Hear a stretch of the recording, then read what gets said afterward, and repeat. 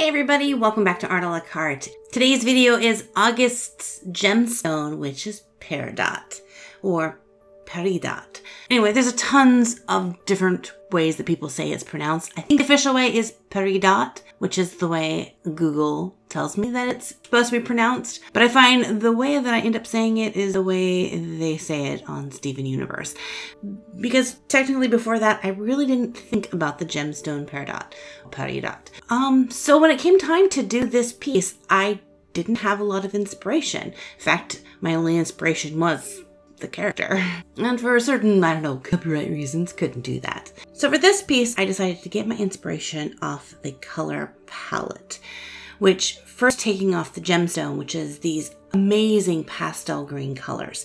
Unlike with emerald, which was also very green, I got a lot more dark, rich green colors out of that than I did lighter shades. So I wanted to play around with really light pastel, more muted tones of green with this one.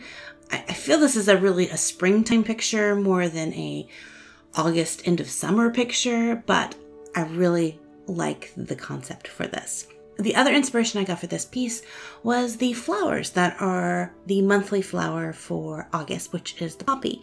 Now there are a lot of different variations of the poppy, but the two types of poppies that really stand out prominently in my memory and in my mind are the really big poppies. These grew all over where I grew up in Spokane. In fact, there was this place down the road from where I lived. I would ride my bike and there was just a field of poppies. Now, probably technically it was someone's backyard, and as a kid, you just don't think about it, but I would just ride my bike into this field of poppies and lay down. Totally felt like that scene from Alice in Wonderland where Alice is laying in the daisies, except it was me laying in poppies. Probably with neighbors going, why is this strange kid keep coming and laying in our yard? The second type of poppy that I really think about is the California poppy. It grows a lot around here in Oregon, which, did you know, I've heard tale that it is illegal to pick a California poppy in California. So, hey, if you guys live in California, is that true? Because they grow like weeds here. I mean, I love them. They're beautiful. But if you don't manage them, they will take over the universe. One of the things I love about poppies is the large poppies have these big bulbs before they bloom. And then they just explode into this crepe paper-like flower petal. It's beautiful. And the California poppies have these awesome little cone hats. They look like wizard caps on their heads. And so when they begin to bloom, you can come and just kind of lift off their little wizard caps. It's so cute. I love them. But I loved how the color combinations worked between the light pale greens and these bright, shocking colors. The line art I did on my computer using Clip Studio Paint and my Wacom tablet, and I totally did not record any of that process. I was having so much fun actually inking it in that I didn't think about it until it was just about done, and I thought, yeah, we'll skip the inking process and just go right into the coloring. For the coloring, I again just printed it out on a 100-pound weight Bristol paper that I did the coloring with Copic markers and Prismacolor color pencils. And as always, I have the line art available on my Etsy shop. And I have to say, this is one of my favorite pieces that I've gotten to color so far. I really enjoyed some of them. Like I really enjoyed Pearl. I really enjoyed painting Garnet, but Peridot was my favorite one to color. I love all the elements that go into her page. So if you guys are looking for a fun one, definitely check that out. Last month with Ruby, I challenged you guys to create a Ruby inspired piece as well. And the submissions were amazing. I loved doing that. And then I realized that I didn't kind of make an announcement for this month.